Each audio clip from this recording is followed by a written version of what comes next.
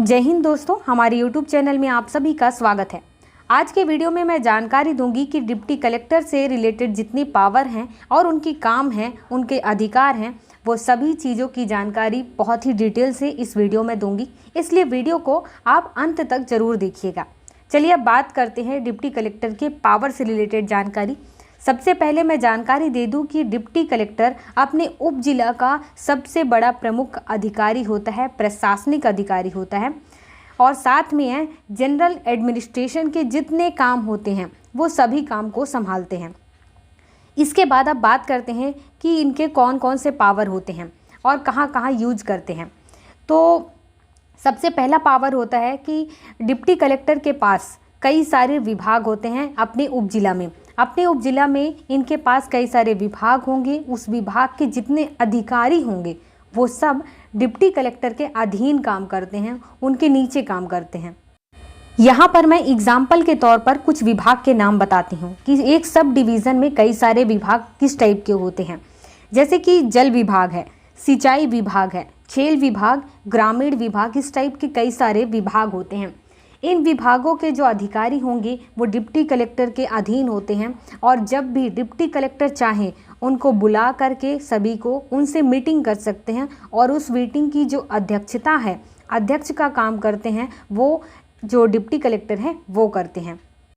अब इसके बाद उनके पास दूसरा जो अधिकार होता है या दूसरी पावर होती है जिनको वो यूज करते हैं, वो तब जब डिप्टी कलेक्टर के जो क्षेत्र में अगर मान लो कोई बीमारी फैल जाती है और उस बीमारी का जो प्रकोप है वो पूरे उनके उप जिला में फैला हुआ है, तो उनकी जिम्मेदारी होती है कि उस बीमारी को दूर करने से संबंधित जितने उपाय हैं वो अपनाएं। उसके बाद वहाँ पर उस बीमारी के लिए जो मेन प्रमुख का काम करते हैं वो डिप्टी कलेक्टर करते हैं। जैसे एक जिला में डीएम अपनी जिम्मेदारियों को ऐसी स्थिति में संभालते हैं, उसी प्रकार एक डिप्टी कलेक्टर हैं वो अपने उप जिला में अपना काम संभालते हैं बीमारी के दौरान। साथ में ये ध्यान भी रखते हैं कि जब बीमारी खत्म हो जाए तो खत्म होने के बाद उन पीड़ितों को मदद करने के अलावा और भी जितने उपाय होते हैं वो उस उपाय को अपनाते हैं। इसके बाद अब हम बात करते हैं डिप्टी कलेक्टर के तीसरे पावर के बारे में।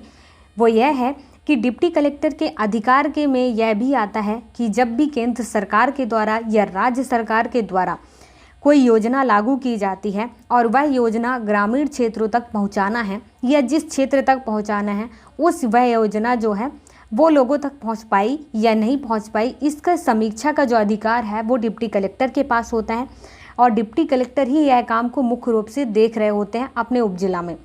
इसके बाद यह काम केवल ऑफिस में बैठे हुए नहीं हो सकता है, इसलिए वो जाकर के फील्ड में चेक भी करते हैं, उनके पास यह अधिकार होता है और वो इसकी रिपोर्ट भी तैयार करते हैं।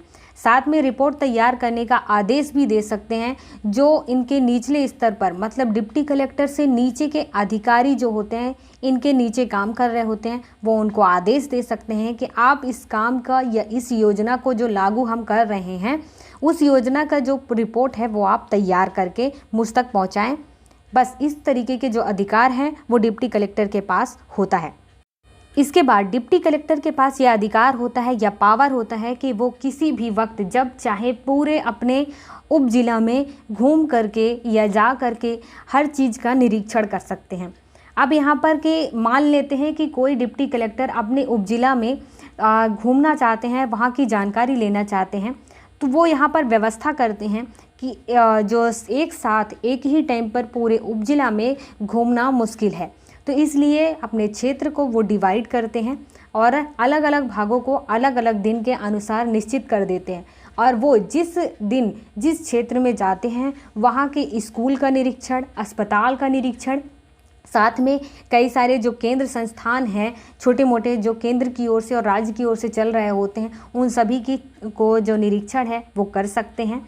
साथ में आंगनबाड़ी जो केंद्र होते हैं, सब्जी मंडी हैं, कृषि मंडी हैं, इन सभी को देखने का अधिकार होता है वो डिप्टी कलेक्टर के पास होता है।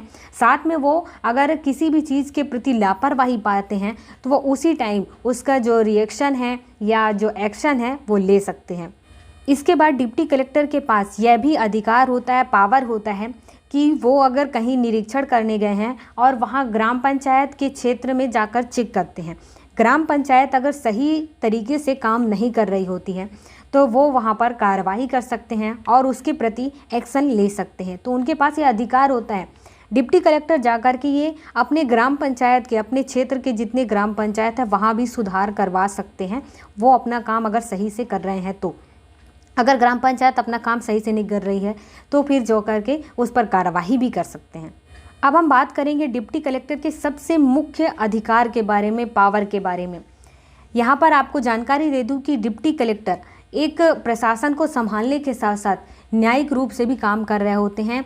जैसे जज का काम होता है वैसे ही कुछ क्षेत्रों में उप जिला अधिकारी या एसडीएम या डिप्टी कलेक्टर का भी काम होता है। यहाँ पर बता दूं कि एक डिप्टी कलेक्टर एग्जीक्यूटिव मजिस्ट्रेट के रूप में काम कर रहे होते हैं। अब यहाँ पर आप सोच रहे होंगे कि ये मजिस्ट्रेट शब्द क्या होता है, तो मैं यहाँ जानकारी दे दूं कि मजिस्ट्रेट का मतलब होता है कि प्रशासन में निर्णय लेने का अधिकार, न्याय देने का अधिकार जिसके पास होता है उसे एग्जीक्यूटिव मजिस्ट्रेट कहते हैं या मजिस्ट्रेट कहते हैं। हमारे भारत में दो प्रकार के मजिस्ट्रेट होते हैं, एक होते हैं एग्जीक्यूटिव मजिस्ट्रेट और दूसरे होते हैं जुडिशियल मजिस्ट्रेट। तो जुडिशियल मजिस्ट्रेट जिसे हम जज कहते हैं उसके बारे में हम यहाँ बात नहीं करेंगे। अब हम बात करेंगे एग्जीक्यूटिव मजिस्ट्रेट के बारे में। यहाँ पर जानकारी दे दूँ कि एग्जीक्यूटिव मजिस्ट्रेट कौन हो सकते हैं, तो डीएम, तहसीलदार, साथ में एसडीएम, डिप्टी कलेक्टर जिनको हम कहते हैं, ये सभी के पास जो अधिकार होता है वो सीआरपीसी के तहत प्राप्त होता है और इन सभी को एग्जीक्यूटिव मजिस्ट्रेट कहते हैं। इसके बाद डिप्टी कलेक्टर के पास यह पावर होता है कि किसी भी व्यक्ति को, मतलब कि अपने उपजिला में किसी भी व्यक्ति को देखकर अगर वह आशंका जताते हैं कि यह व्यक्ति अगर जो सामाजिक व्यवस्था है उस सामाजिक व्यवस्था को भंग करने वाला है, शांति व्यवस्था को भंग करने वाला है, तो वह आदेश दे सकते हैं उस व्यक्ति को गिरफ्तार करने का और इसकी कोई भी जांच भी नहीं होती है। 24 घंटे के अंदर उस व्यक्ति को गिरफ्तार करके और एसडीएम के सामने, डिप्टी कलेक्टर के सामने पेश भी किया जाता है। यह अधिकार अपने उपजिला में केवल डिप्टी कलेक्टर के पास होता है। इसके बाद बता दूं कि डिप्टी कलेक्टर के पास यह अधिकार होता है कि सर्च वारंट जारी करने का। वो अपने अधिकार क्षेत्र में, अपने उपजिला में किसी भी व्यक्ति का सर्च वारंट जारी कर सकते हैं, वो भी बिना कारण बताए किसी भी व्यक्ति का। ये सही, इस तरीके का जो अधिकार है वो उपजिला में केवल डिप्टी कलेक्टर के पास ही होता है। इसके बाद डिप्टी कलेक्टर के पास यह अधिकार होता है कि धारा 144 का प्रयोग करके अपने क्षेत्र में वो कर्फ्यू लगा सकें। अगर ऐसी व्यवस्था दिखाई देती है या ऐसी समस्या दिखाई देती है कि कर्फ्यू लगाना जरूरी है तो यह अधिकार केवल डिप्टी कलेक्टर के पास होता है।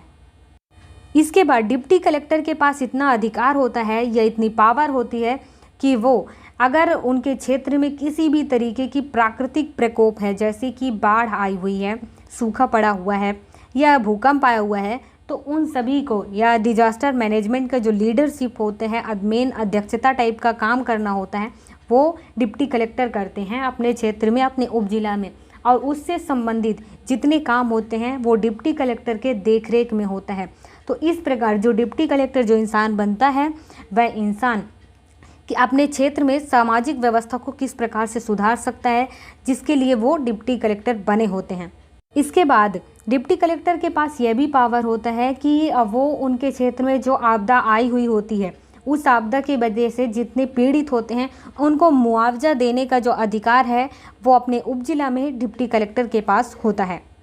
इसके बाद मैं जानकारी दे दूं कि डिप्टी कलेक्टर का एक कोर्ट होता है जहां पर हत्या या अपराध से संबंधित केस नहीं आते हैं, बल्कि ज़मीन से संबंधित या अन्य वाद विवाद से संबंधित मुकदमे आते हैं जिनकी सुनवाई डिप्टी कलेक्टर करते हैं। और यहाँ पर वह जो शक्तियों का प्रयोग है वो सीआरपीसी के तहत जितने शक्तियाँ दी गई हैं उनका यूज करते हैं। इसके बाद डिप्टी कलेक्टर के पास यह पावर होते हैं कि अगर उनके क्षेत्र में कहीं भी हाईवे का निर्माण किया जा रहा है, बांध का निर्माण किया जा रहा है या फिर ज़मीन का अधिग्रहण संबंधी कोई काम है तो वो डिप्टी कलेक्टर के देखरेख में होता है। इसके बाद डिप्टी कलेक्टर को यह पावर दी जाती है कि वह जेल में संबंधित कोई काम है वहाँ की देखरेख देख सकें। मतलब कि डिप्टी कलेक्टर अपने उपजिला में जेल का विजिटर होता है। इसके बाद डिप्टी कलेक्टर के पास यह अधिकार होता है कि जब लोकसभा और विधानसभा का चुनाव होता है तो वह डिप्टी कलेक्टर अपने विधानसभा क्षेत्र में आरओ या ईआरओ का जो रोल है वो भी निभाते हैं। यहाँ पर आरओ का मतलब होता है रिटर्निंग ऑफिसर और यहाँ पर ईआरओ का मतलब है इलेक्टोरल रिटर्निंग ऑफिसर। जब चुनाव नहीं हो रहा होता है तब भी चुनाव का जो काम है वो जारी होता है। मतदाता सूचियाँ जो बनानी होती हैं और उनको अपडेट करने का जो काम होता है वो इलेक्टोरल ऑफिसर का होता है, मतलब कि ईआरओ का जो काम होता है वह यही होता है। विधानसभा चुनाव जब हो रहा होता है उस टाइम पर जो प्रत्याशी नॉमिनेशन का जो फॉर्म होता है उसे भरने का जो काम होता है वो एसडीएम के देखरेख में होता है और उन्हीं के दफ्तर में होता है। तो चुनाव की पूरी प्रक्रिया में जो हेड रोल होता है वो डिप्टी कलेक्टर का होता है या एसडीएम का होता है। यहाँ पर बता दूं कि अपने क्षेत्र में एसडीएम ईआरओ के रूप में काम करते हैं, इलेक्टोरल रिटर्निंग ऑफिसर के रूप में काम कर रहते हैं। इसके बाद डिप्टी कलेक्टर हैं उनके पास यह भी पावर होती है कि अपने क्षेत्र में जितने भी व्यक्ति हैं उनका जाति प्रमाण और डोमिसाइल जैसे प्रमाण पत्र जारी करने का जो अधिकार है वो डिप्टी कलेक्टर के पास होता है। तो दोस्तों यह रही आज के डिप्टी कलेक्टर से संबंधित जितने पावर होते हैं, अधिकार क्षेत्र हैं, उनसे संबंधित जानकारी। आशा करती हूँ कि आपको यह वीडियो पसंद आई होगी। अगर ये जानकारी आपको अच्छी लगी हो तो वीडियो को लाइक करिएगा, शेयर कीजिएगा और कमेंट करना मत भूलिएगा।